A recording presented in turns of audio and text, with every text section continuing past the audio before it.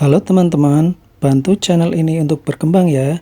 Klik tombol subscribe dan jangan lupa untuk like and share video ini. Terima kasih dan selamat mendengarkan.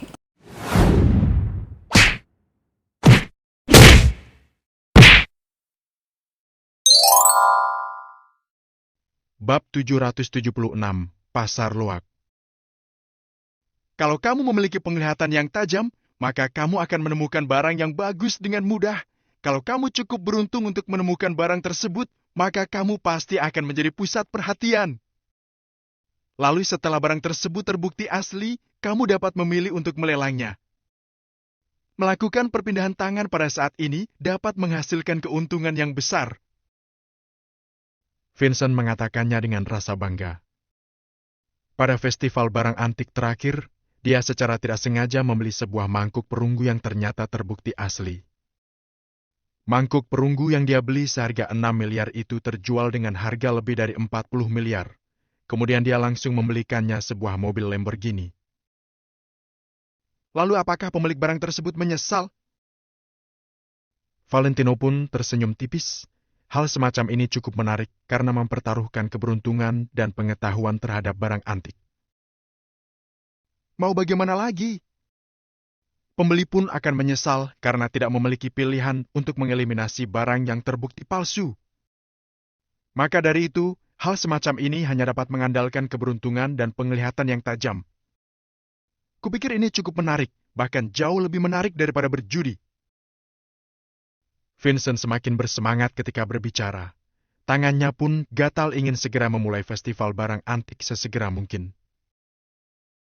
Asosiasi Barang Antik Kota Vero pasti memiliki maksud terselubung di balik penyelenggaraan festival ini, kan?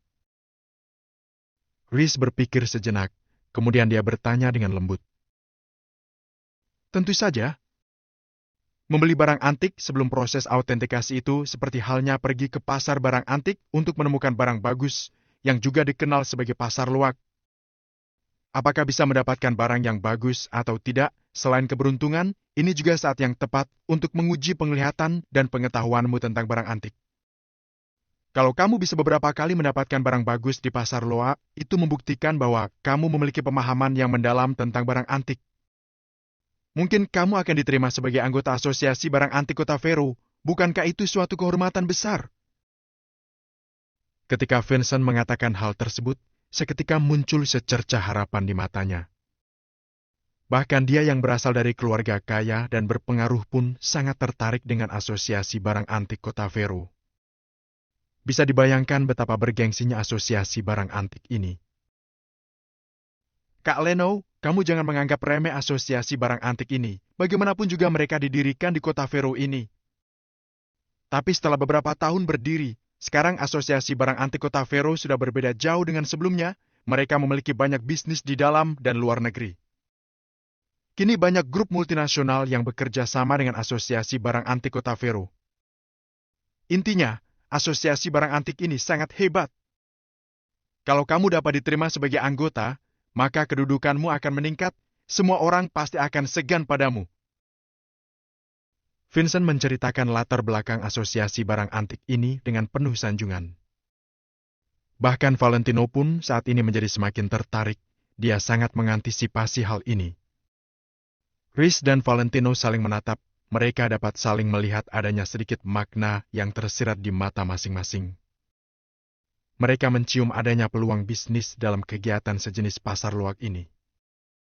Selama bisa mendapatkan barang bagus, kamu benar-benar akan mendapatkan keuntungan yang besar. Baiklah, baiklah. Saat ini, Rhys pun merasa cukup bersemangat. Dia mengikuti Vincent menggosok-gosokkan tangannya. Aku bisa menghasilkan sebuah Lamborghini dari mangkuk perunggu yang kudapatkan sebelumnya. Tidak tahu apakah tahun ini aku masih bisa menemukan nasib baik atau tidak. Vincent berbicara dengan dirinya sendiri. Tahun ini akan kubantu kamu mendapatkan 2 Lamborghini. Valentino mengatakannya dengan lembut dan sedikit bercanda. Gokil! Kalau Kak Leno bisa melakukannya, Kak Leno benar-benar panutanku. Vincent menjawabnya sambil tertawa terbahak-bahak. Ketiganya memperhatikan jam. Seharusnya pada saat ini diperkirakan sudah ada banyak orang yang tiba. Festival barang antik pun seharusnya secara resmi dimulai. Leno? Siapa yang menyuruhmu datang? Tiba-tiba seorang pemuda berjas putih dengan beberapa orang pengawal di belakangnya berjalan menghampiri Valentino. Bukankah ini John dari grup Yamandar? Meskipun grup Yamandar tidak termasuk ke dalam jajaran penguasa teratas di kota Vero, peringkatnya juga tidak terlalu rendah, kan? Tentu saja tidak. Bisa dibilang grup Yamandar masih memiliki latar belakang yang tinggi. Kalau bukan karena dukungan keluarga Lowell, keluarga Bowie pun tidak akan bisa dibandingkan dengan mereka. Orang-orang yang memenuhi aula besar langsung mengenali John. Setelah John masuk, semua orang terkejut ketika melihatnya berjalan ke arah Valentino. Jadi pemuda bernama Leno ini rupanya bukan hanya mengenal Vincent, tetapi juga mengenal John. Tidak heran kalau Vincent memanggilnya kakak. Sebenarnya Valentino ini siapa? Saat ini John terlihat menawan layaknya seorang pangeran berjas putih. Para wanita di aula pun terpana melihatnya. Rambut John disisir dengan rapi dan terlihat semakin tertata setelah diberi gel rambut. Dia berjalan ke arah Valentino dengan ekspresi was-was tapi juga arogan. Pada saat yang bersamaan, wajah Valentino dan Vincent seketika berubah menjadi muram. Rhys yang tidak mengetahui apa-apa mengira kalau orang itu adalah teman Valentino, kemudian dia segera berdiri untuk mempersilakannya duduk. Tuan Muda John, silakan duduk. Rhys menyalami John dengan sopan. Plak! John memukul telapak tangan Rhys lalu mencibirnya. Kamu pikir kamu siapa? Semua orang di sekitar seketika tercengang melihat adegan ini. Kemudian Rhys menatap Valentino dengan curiga. Valentino melambaikan tangannya pelan, memberi isyarat pada Rhys untuk menahan dirinya terlebih dahulu. Jangan terlalu angkuh, John. Keluarga Yamandar bukanlah yang terkuat di kota Vero. Vincent sedikit mengernyitkan alisnya. Haha, keluarga Yamandar memang bukan yang terkuat, tetapi kami lebih kuat daripada Leno. Kalau Tuan Muda Vincent ingin membelanya, maka pastikan apakah keluarga Bowie bersedia atau tidak. Menurutku, keluarga Bowie pasti tidak akan memilih bermusuhan dengan keluarga Yamandar hanya karena satu orang yang bahkan bukan bagian dari mereka. Bagaimana menurutmu? John sedikit mencondongkan tubuhnya ke depan. Dia menatap Vincent dengan pandangan meremehkan. Vincent tercengang mendengarnya. Matanya berkedip 2 kali. Dia tidak tahu harus mengatakan apa. Dia memiliki hubungan yang baik dengan Valentino, tetapi itu hanyalah hubungan personal. Kedudukan Valentino yang sekarang tidak cukup untuk membuat keluarga Bowie membelanya.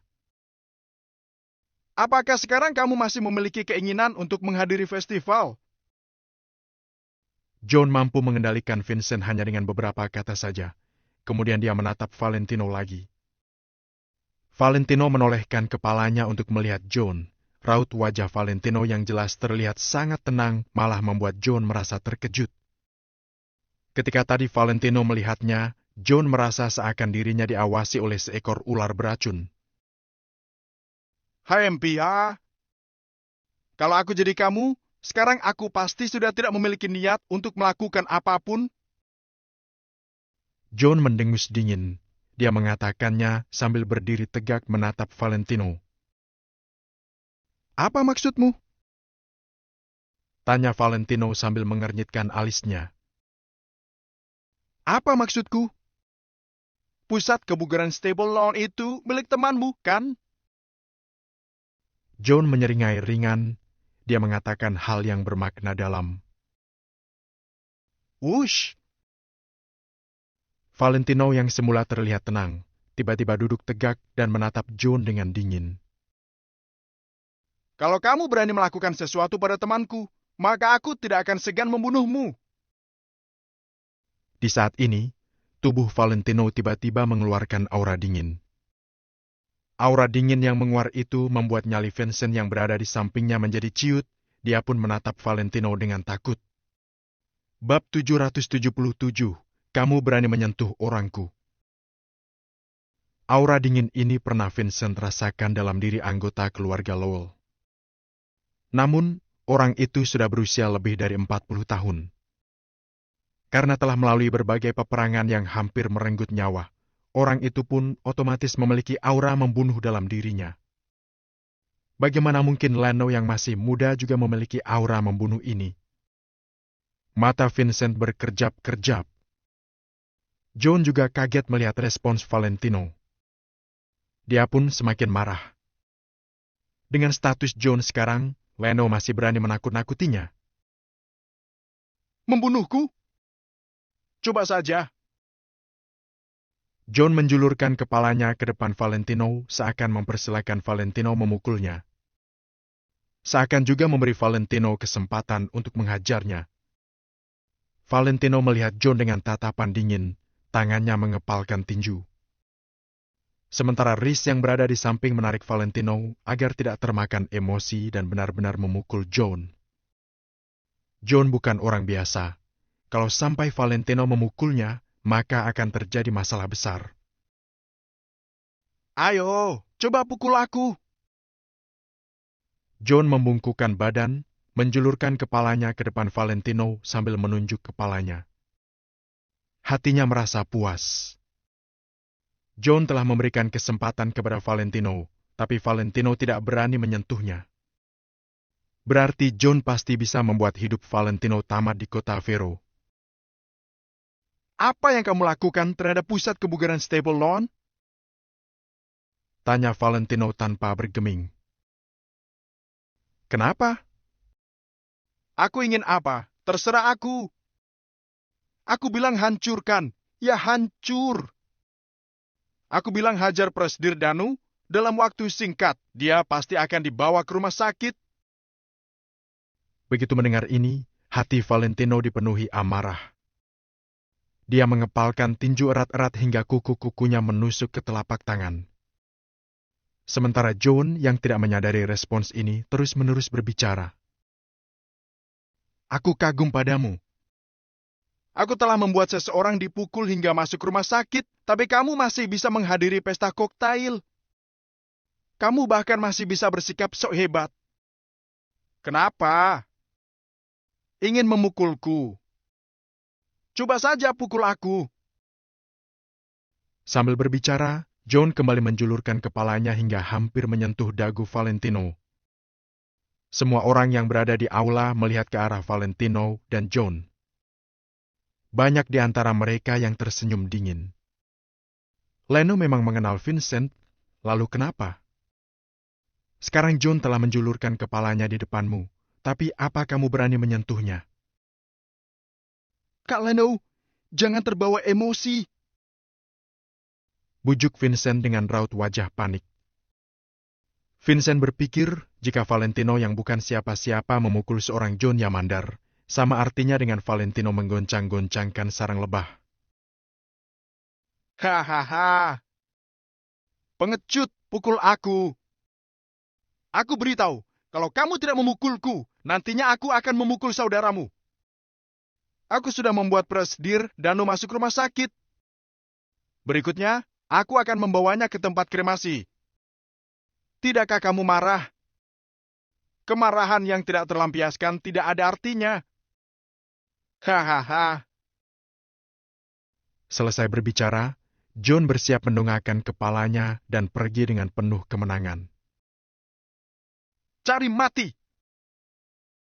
Namun, saat itu Valentino maju selangkah ke depan.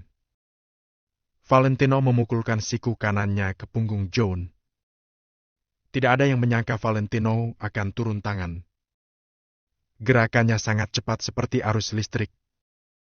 Vincent bahkan tidak sempat menghalanginya.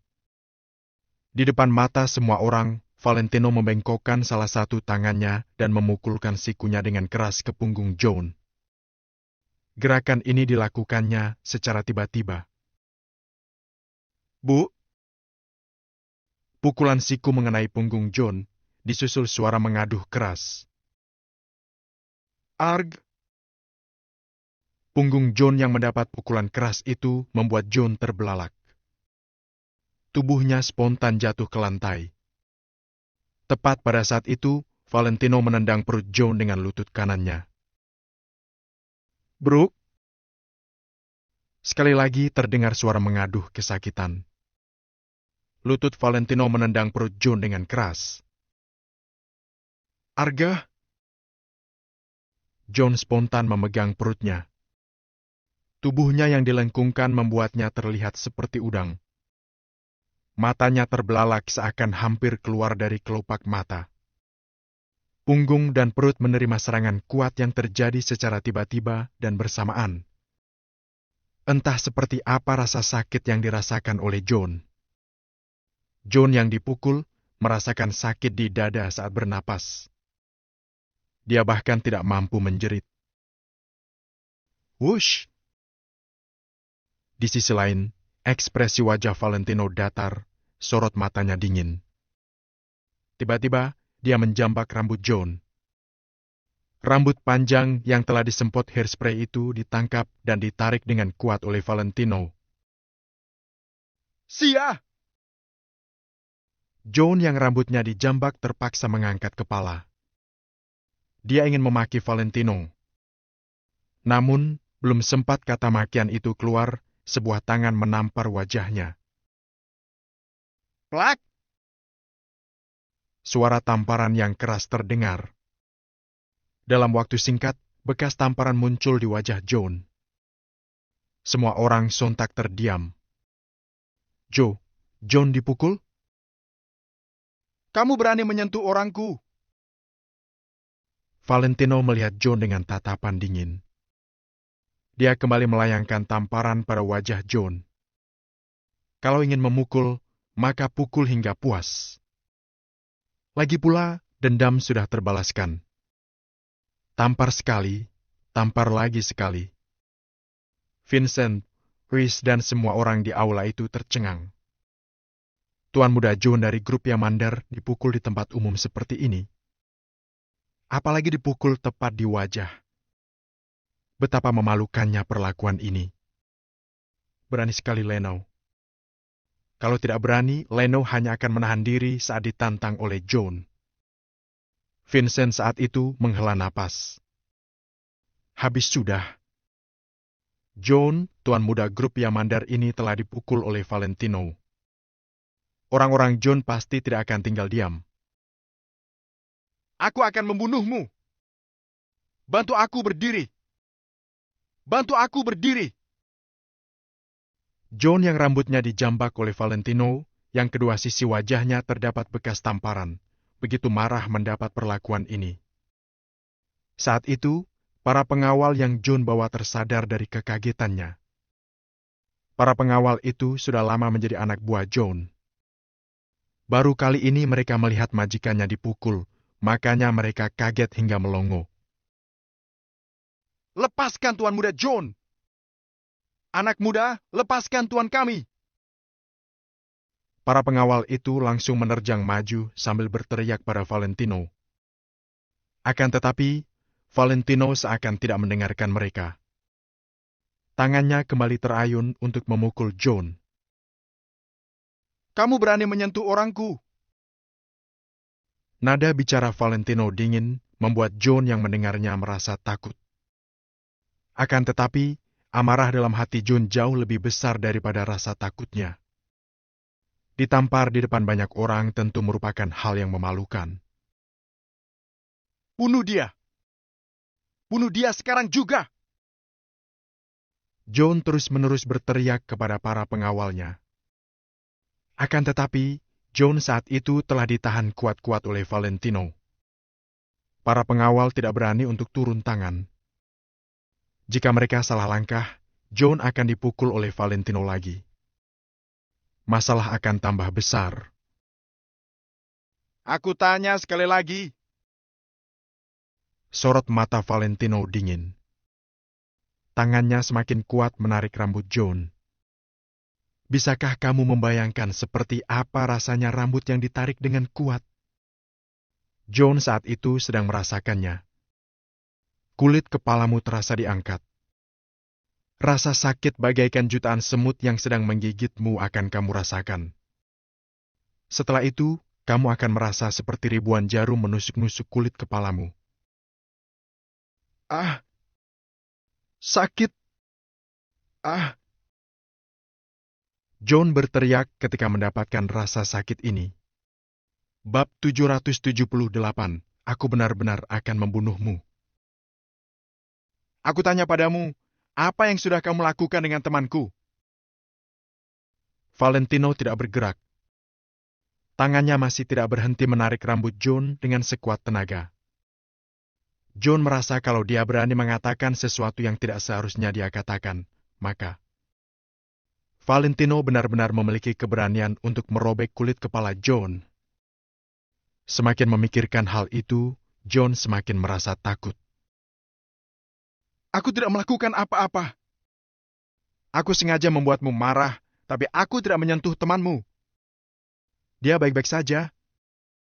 Aku sama sekali tidak membohongimu. Aku bersumpah. Lepaskan aku. John buru-buru memohon ampun. Kali ini dia benar-benar ketakutan. Sorot mata Valentino yang dingin menjadi sedikit melembut ketika mendengar perkataan John. Akan tetapi, Valentino masih belum melepaskan tangannya dari John. Dia hanya mengendurkan sedikit kekuatannya saja. Setelah itu, Valentino mengambil ponsel dengan satu tangan yang lainnya, lalu mencari nomor telepon Danu dan menghubunginya. Telepon berdering selama belasan detik. Setiap detik terasa sangat lama bagi Valentino. Akhirnya, Danu mengangkat telepon. Kak Valentino. Suara Danu terdengar dari ponsel. Suaranya terdengar seakan tidak ada yang terjadi. Valentino akhirnya merasa lega. Apa yang terjadi? Tanya Valentino dengan nada bicara rendah. Apa maksud Kak Valentino? Tidak terjadi apa-apa, kata Danu dengan tenang, tanpa ada kejanggalan apapun. Tidak ada yang terjadi dengan pusat kebugaran Staple Lawn? Valentino melirik John dan bertanya padanya sambil mengernyit. Tidak ada yang terjadi. Aku ada di pusat kebugaran sekarang. Kalau tidak, bagaimana kalau kita melakukan panggilan video? Kata Danu sambil tertawa. Baiklah. Valentino terdiam sejenak, setelah itu dia langsung menutup teleponnya. Danu yang ada di telepon pun menghela napas panjang, lalu memberi isyarat pada dokter untuk lanjut mengobatinya. John tidak mendengar suara Valentino ketika sedang menelpon, jadi dia gemetar ketakutan pada saat ini. Bagus kalau kamu tidak melakukannya. Kalau kamu melakukannya, aku benar-benar akan membunuhmu. Aku tidak akan peduli dengan identitasmu kalau kamu menyentuh orang-orang di sekelilingku. Hei! Seringai kejam melintas di sudut mulut Valentino, lalu dia mendorong John. John sedikit kebingungan. Leno melepaskannya begitu saja. Bukankah Leno baru saja menghubungi pusat kebugaran Staple Lawn? Kalau dilihat dari tampangnya, sepertinya tidak terjadi apa-apa dengan pusat kebugaran Staple Lawn. John memikirkan hal itu dan langsung mengerti. Leno berpura-pura kuat sebelumnya. Dia pasti melakukannya agar terlihat mengesankan. Sekarang setelah Leno tahu bahwa John sudah menghancurkan pusat kebugaran Staple Lawn, Leno pun tidak berani melakukan apapun padanya. Jadi, Leno berpura-pura seolah-olah pusat kebugaran Staple Lawn baik-baik saja. Hal ini membuat John merasa bahwa Valentino pasti takut dengan grup Yamandar. Sial! Serang dia! John tidak sempat berpikir panjang, dia langsung berteriak ke beberapa pengawal itu. Kali ini, John berada di luar kendali Valentino, jadi pengawal-pengawal itu juga tidak khawatir lagi. Mereka langsung bergegas menghampiri Valentino. Apa yang mau kalian lakukan? Vincent langsung ingin menghentikan mereka. Dua pengawal yang ada di belakang Vincent pun maju 2 langkah mengikutinya. Vincent, Aku sudah dipukuli. Kamu harus mengurus masalah ini. Kalau tidak, aku akan memukulmu juga. Pikirkan baik-baik, apakah keluarga Bowie bisa melawan keluarga Yamandar untuk hal sepele ini? John seperti orang gila saat ini.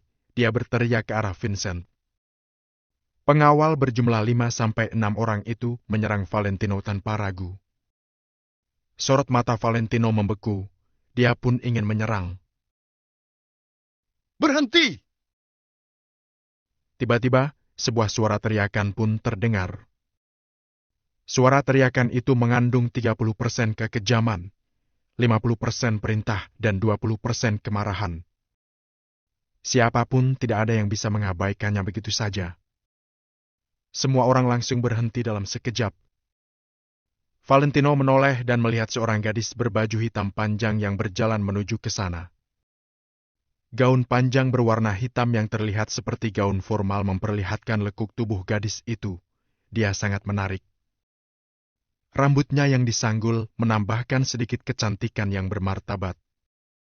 Riasan di wajah gadis itu sangat sempurna, tidak terlalu tebal dan juga tidak terlalu tipis, sangat pas. Gadis itu mengenakan sepasang sepatu hak tinggi dengan kilauan cahaya berlian dan membuat suara yang nyaring saat menginjak lantai. Gadis itu seperti putri yang keluar dari dongeng. Dia sangat menarik perhatian. Begitu gadis itu muncul, semua gadis yang ada di tempat itu menjadi kalah saing. Mereka tidak berani bersaing dengannya. Valentino sedikit tercengang pada saat ini. Hal yang membuat Valentino tercengang bukan karena gadis itu sangat cantik. Masih ada satu alasan yang paling penting. Gadis itu ternyata Erica Lowell. Tadi, Valentino bahkan tidak mengenalinya. Valentino terbiasa melihat Erica mengenakan pakaian berbahan kulit yang tampak lebih gagah. Tiba-tiba Valentino melihat Erica berdandan begitu feminim. Hal ini benar-benar membuat matanya berbinar. Benar saja, tidak ada wanita jelek di dunia ini. Hanya ada wanita malas. Pria kekar ini terlihat feminim ketika berdandan. Gumam Valentino dengan suara yang pelan. Vincent yang ada di sebelah Valentino pun terkejut ketika mendengar kata-kata itu. Dia buru-buru menunduk dan berbisik. Hati-hati, Kak Leno. Hati-hati dengan ucapanmu. Kalau kakak sepupuku mendengarnya, jangankan kamu, bahkan aku pun mungkin akan berakhir buruk. Suara Vincent sedikit bergetar ketika dia berbicara. Kalau menyinggung John, masalahnya masih bisa dihadapi. Setidaknya tidak akan ada masalah besar yang terjadi di atas kapal pesiar ini. Namun kalau menyinggung Erica, jangankan di atas kapal pesiar ini. Bahkan dimanapun mereka berada, mereka tidak akan bisa berakhir dengan baik. Erica! John mendengus dingin. Orang-orang menunjukkan rasa hormat ketika melihat Erica datang. Bagaimanapun juga, kedudukan keluarga Lowell di kota Vero cukup tinggi. Kamu bilang keluarga Bowie tidak berani melawan kalian. Lalu bagaimana kalau ditambah dengan keluarga Lowell?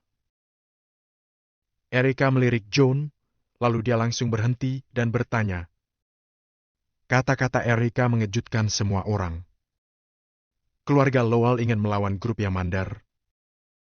Apa grup Yamandar punya hak untuk membiarkan keluarga Lowell melawan mereka? Mungkin keluarga Yamandar akan musnah tanpa perlawanan langsung dari keluarga Lowell. Kenapa Erica melakukan ini? Apa dia melakukannya untuk melindungi Leno? Erica, kamu mau ikut campur dengan masalah ini?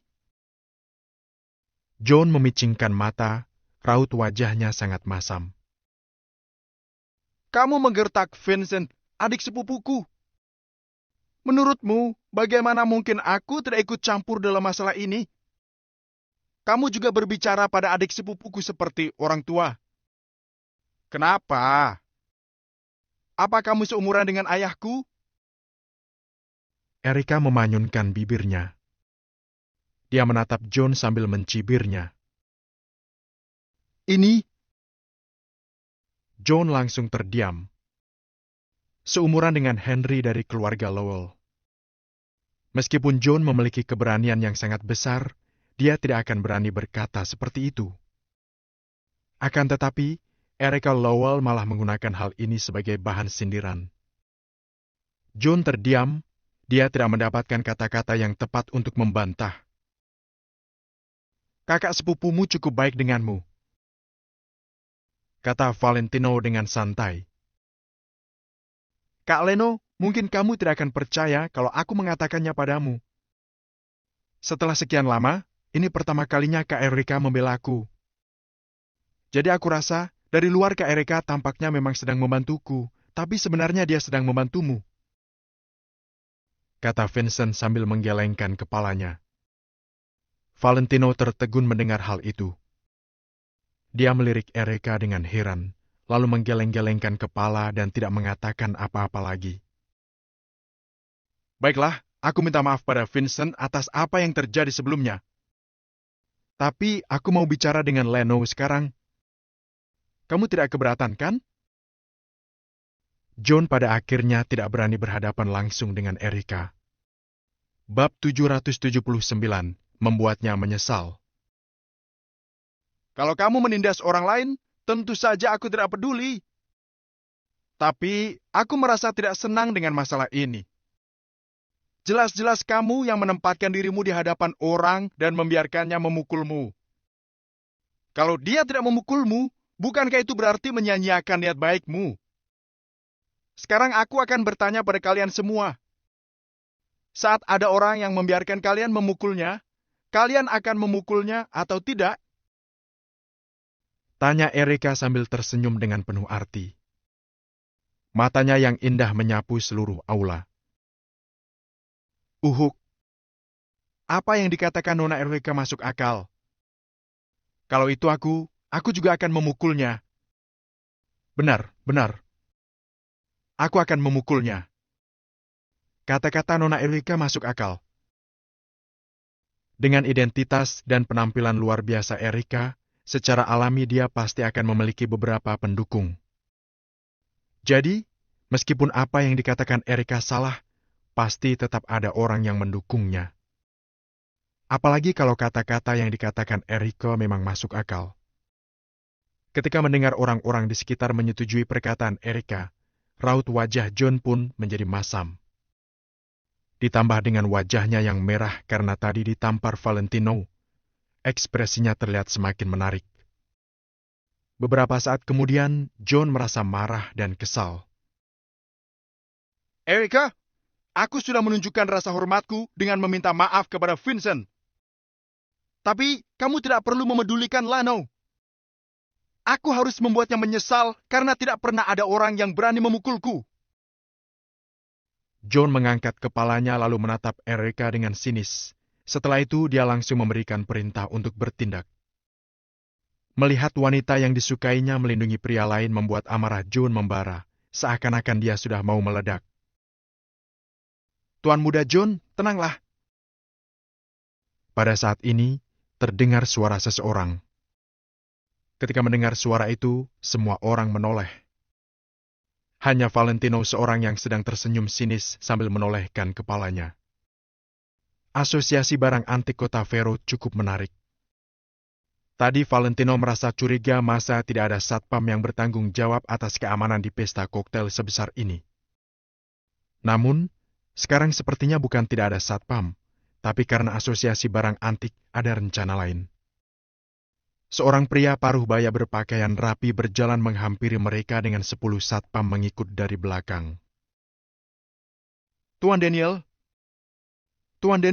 lama tak berjumpa." Ketika melihat pria paruh baya itu, banyak orang yang segera menyapanya.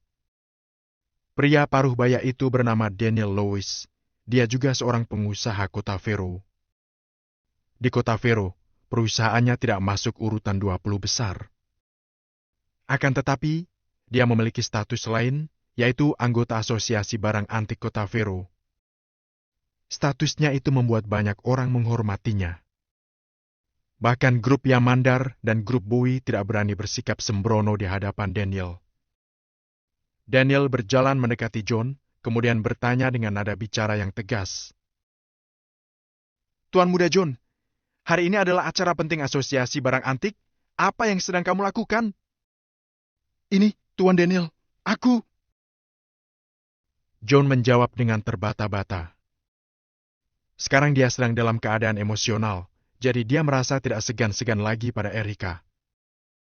Namun, kini John sedang di kapal pesiar asosiasi barang antik. Kalau dia menyinggung Daniel, Daniel mempunyai hak untuk mengusir John keluar dari kapal pesiar. Bukankah itu lebih memalukan? Jadi, John pun menahan dirinya di hadapan Daniel. Jangan mempermalukanku. Untuk sementara, hentikan masalah ini. Setelah pesta koktail ini selesai dan kita turun dari kapal pesiar, kamu boleh menyelesaikannya dengan cara apapun itu. Daniel tidak membela siapa-siapa, tapi pada saat yang sama dia juga menyatakan posisinya. Ini adalah wilayah asosiasi barang antik. Siapapun yang di sini harus mendengarkan kami. Setelah kita turun dari kapal pesiar, kalian baru boleh bertindak sesuka hati kalian. Tapi saat di dalam kapal pesiar, kalian harus menuruti peraturan kami. John terdiam untuk beberapa detik, kemudian dia menjawab. Aku mengerti, Tuan Daniel. Daniel mengangguk, kemudian menoleh ke Erika. Ketika berhadapan dengan Erika, sikap Daniel langsung berubah drastis. Keluarga Lowell selain mempunyai kedudukan yang luar biasa di kota Vero, hal yang paling penting adalah saat berhadapan dengan wanita cantik seperti Erika, siapapun tidak mungkin bisa berwajah datar. Nona Erika, bagaimana menurut Anda? Tanya Daniel sambil tersenyum. Erika juga tersenyum dan menjawab. Karena Paman Daniel sudah angkat bicara, aku tentu saja akan menuruti perkataan Paman. Baguslah. Daniel terdengar senang. Kemudian dia pergi bersama dengan satpam-satpamnya. Dia berjalan sambil berkata, Para tamu, festival barang antik sudah mau dimulai. Nanti akan ada staf kami yang memandu para tamu ke aula penghargaan. Setelah itu, Daniel langsung pergi meninggalkan aula.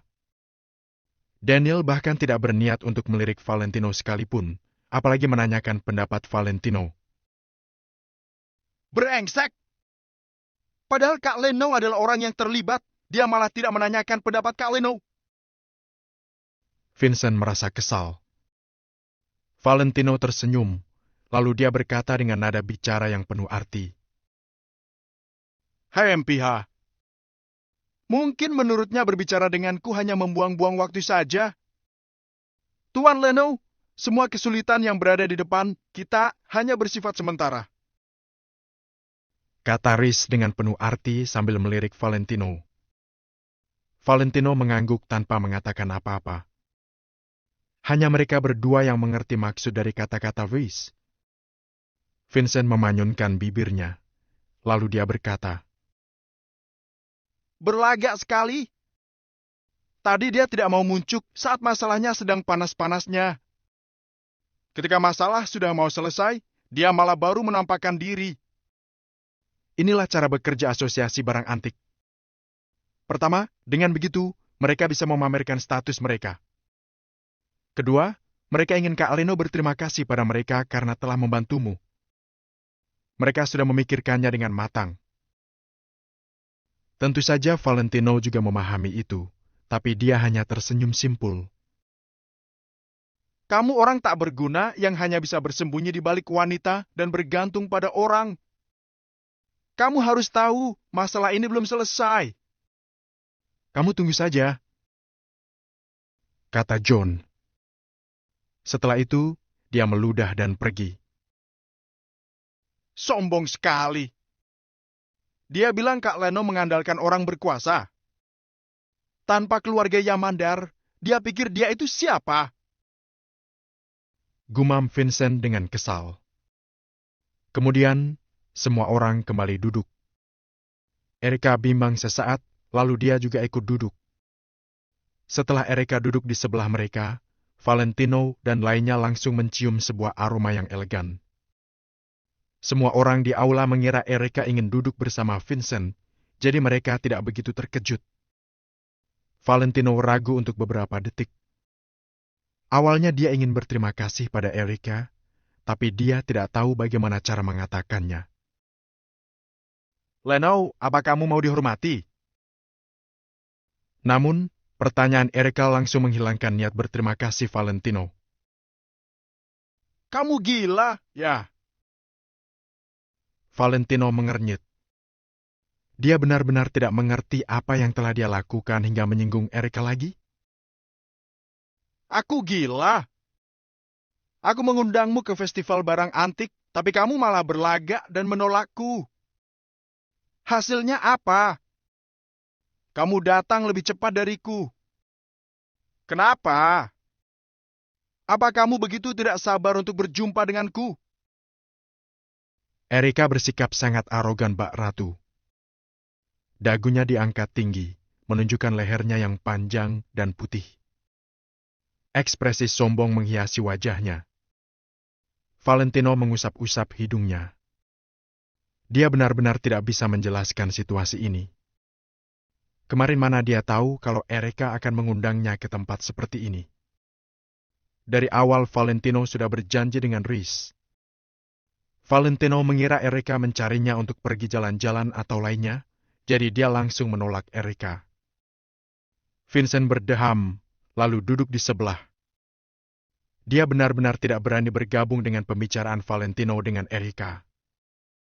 Rhys juga menggeser kursinya dengan ekspresi tercengang. Dalam hati, dia lagi-lagi merasa terkejut. Valentino tidak hanya mengenal Vincent Bowie, tapi bahkan nona muda keluarga Lowell juga sudah tertarik pada Valentino. Bab 780, Topeng. Suasana hati Rhys yang sekarang sama sekali tidak bisa dideskripsikan dengan kata-kata. Akhirnya dia mengerti arti sebenarnya dari orang berbakat akan selalu berbakat. Meskipun dia sedang dalam keadaan sulit, dia selalu bisa berkembang. Sama seperti di kota Vero, ketika Rhys bertemu dengan Valentino di zona pengembangan pinggiran kota, Valentino tidak mengatakan kalau dia tidak punya uang dan sedang kesulitan. Beberapa waktu baru berlalu, sekarang Valentino sudah memiliki koneksi sendiri. Bahkan koneksinya adalah koneksi tingkat atas seperti keluarga Lowell. Rhys sudah berusaha di kota Vero selama beberapa bulan, tapi dia bahkan belum berhasil berhubungan dengan perusahaan seperti grup Bowie. Rhys pun semakin mengagumi kekuatan Valentino. Kenapa diam saja? Apa yang kukatakan salah? Erika menatap Valentino dengan bangga. Dia merasa Valentino datang demi berjumpa dengannya. Aku sudah punya janji bersama temanku dulu. Jawab Valentino dengan datar. Teman? Erika tercengang, kemudian menoleh untuk memperhatikan Rhys. Rhys segera tersenyum, lalu dia menyapa Erika dan memperkenalkan dirinya. Erika tampak acuh tak acuh, tapi dalam hati dia terkejut. Ternyata Leno dekat dengan bos Rice Real Estate. Walaupun Rice Real Estate tidak dapat masuk ke kalangan atas kota Vero, dengar-dengar ia memiliki aset sebesar triliunan. Rice Real Estate telah berkembang lama di kota Vero dan memenangkan banyak proyek. Wilayah zona pengembangan pinggiran kota yang paling menguntungkan itu adalah proyek Rice Real Estate. Mungkin Rice Real Estate sendiri tidak tahu kalau wilayah itu sudah mau dikembangkan oleh orang berkuasa di atas. Begitu saat itu tiba, wilayah itu pasti akan berharga 10 kali lipat lebih mahal. Nanti, aset Rice Real Estate juga akan bertambah belasan kali lipat. Jadi, tidak peduli apakah itu kemampuan pribadi ataupun visi bisnis Rhys, semuanya sangat luar biasa. Leno ternyata mengenal Rhys. Erika mengerutkan alisnya. Semakin memikirkannya, dia merasa semakin terkejut. Awalnya menurut Erika, Valentino adalah seorang pecundang yang tidak memiliki latar belakang dan koneksi, seorang pecundang yang bersedia untuk melakukan apa saja demi uang. Namun, dari Gordon Yapto sampai Deska Poriman, sekarang ditambah dengan pemilik Rice Real Estate. Ternyata Leno memiliki banyak koneksi. Kalau Deska adalah orang yang memiliki kekuasaan, Rice memiliki harta. Erika pernah berkata kepada Valentino, kalau Valentino tidak mempunyai uang, maka dia tidak akan mempunyai koneksi dan kekuasaan. Namun sekarang, Valentino telah mengeluarkan kedua hal tersebut. Walaupun yang dimilikinya bukan yang terbaik, tentu jauh lebih kuat daripada kebanyakan orang. Erika memperhatikan Valentino selama beberapa detik sekali lagi. Erika tiba-tiba tidak tahu apa lagi yang harus dia katakan. Ekspresi datar dan wajah tampan Valentino membuat suasana hati Erika terasa semakin rumit. Leno, sebenarnya kamu masih punya berapa banyak rahasia yang tidak aku ketahui? Pikir Erika sambil menatap wajah Valentino. Mata Erika mendadak bersinar. Dia menunjuk Valentino dan bertanya, "Leno, ada apa dengan wajahmu?" Erika melihat di tepi wajah Valentino sepertinya ada kulit. Erika mengira tadi ketika Valentino berkelahi dengan John, kulitnya tercakar. Seruan Erika membuat Rhys dan Vincent tanpa sadar menoleh ke wajah Valentino. "Wajahku?" Valentino mengerutkan alisnya. Dia pun mengulurkan tangan untuk meraba wajahnya. Plak! Namun, ada tangan seseorang yang bergerak lebih cepat daripada Valentino. Tangan itu langsung menepuk wajah Valentino dengan ringan. Tangan itu adalah milik Rhys. Berani-beraninya dia menepuk wajah Valentino. "Tuan Leno, maaf." Tanpa menunggu Valentino berbicara, Rhys sudah membisikkan permintaan maafnya. Setelah itu, dia mengelus-elus muka Valentino dengan jemarinya lagi, baru dia menarik kembali tangannya. "Sepertinya ada kertas," ucap Rhys dengan santai. Rhys sengaja mengembus jarinya, lalu mengibas-ngibaskan tangannya di tong sampah sebelah. "Kertas?" Erika memperhatikan muka Valentino lagi. Kini bagian wajahnya tadi terlihat datar. Erika tidak dapat melihat apa-apa. "Iya, kertas." Valentino merasa sedikit gugup, tapi raut wajahnya tampak datar saat dia menjawab Erika. Dia sudah mengerti. Tadi pasti karena dia terlalu emosional sampai ekspresi topengnya bergeser jauh dan melonggarkan posisi topengnya. Untung saja Rhys mempunyai refleks yang cukup cepat atau tadi benar-benar akan terjadi masalah besar. Sepertinya ke depannya, Valentino perlu menjaga ekspresi wajahnya dengan baik. Vincent juga melihat wajah Valentino sekilas, lalu dia menjawab dengan santai. "Kak Erika, matamu pasti lamur. Tidak ada apa-apa di muka Kak Leno." "Baiklah." Erika tampak curiga, tapi setelah dia benar-benar tidak dapat melihat keanehan lagi, dia baru memalingkan tatapannya. Setelah Erika, beberapa orang naik ke kapal pesiar lagi. Orang-orang yang terakhir muncul itu barulah perwakilan orang paling berkuasa kota Vero yang sebenarnya. Semuanya adalah tokoh besar yang menguasai kota Vero. Secara otomatis, Vincent menjadi pemandu. Setiap ada orang yang berjalan menghampiri mereka, dia akan memperkenalkan Valentino. "Kak Leno, lihat mereka." Seperti tahun-tahun sebelumnya, tidak semuanya datang. "Orang-orang itu paling pandai berlaga. Setiap kali mau semua orang yang menunggu mereka. Kalau mereka tidak datang, kapal pesiar tidak akan berlayar, festival barang antik juga tidak akan dimulai. Sombong! Benar-benar sombong sekali." Caci Vincent dengan kesal. Valentino menggeleng-gelengkan kepalanya sambil tersenyum dan tidak mengatakan apa-apa. Setelah orang-orang itu duduk, ada dua wanita cantik berkaki jenjang dan berpakaian seksi menuntun semua orang ke aula penghargaan. Aula penghargaan ada di lantai 2 kapal pesiar. Karena di lantai 2 tidak ada terlalu banyak barang, jadi ia terlihat lebih luas daripada lantai 1. Valentino melihat keluar dari jendela. Sesekali, ombak laut yang gelap itu menghantam sisi kapal dan mengeluarkan suara air yang deras. Tidak tahu kapan kapal pesiar sudah mulai berlayar. Karena stabil sekali, semua orang yang sedang duduk sama sekali tidak merasakannya. Pada saat ini, kapal pesiar sudah meninggalkan kota Fero cukup jauh dan perlahan-lahan bergerak di atas permukaan air. Laut malam ini lumayan tenang, tidak begitu berombak. Maka dari itu, semua orang yang berdiri di dalam kapal pesiar merasa seperti sedang berdiri di atas tanah. Di sekitar lantai 2 tersusun banyak sekali stan kecil.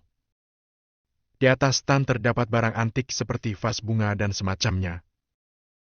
Ada beberapa barang antik yang mungkin harganya lebih tinggi, jadi ia ditutup lagi dengan penutup kaca. Di depan setiap barang antik berdiri 2 orang. Satu orang adalah pemilik barang antik tersebut, sedangkan satu lagi adalah wanita berpakaian seksi. Bagaimanapun juga, sekarang mereka berada di dalam kapal pesiar. Cuaca laut sering berubah-ubah. Jika terjadi badai sampai kapal pesiar berguncang, kemungkinan besar barang-barang antik berharga ini akan jatuh ke lantai. Maka dari itu, pihak penyelenggara asosiasi barang antik juga sangat memperhatikan keamanan barang-barang antik ini.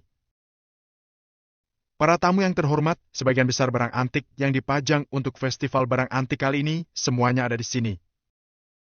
Kalian boleh melakukan transaksi sendiri di sini. Untuk transaksi di sini, asosiasi barang antik tidak akan ikut campur. Setelah kalian selesai mendiskusikan transaksinya, ahli asosiasi barang antik kami akan mengidentifikasi barang kalian secara gratis.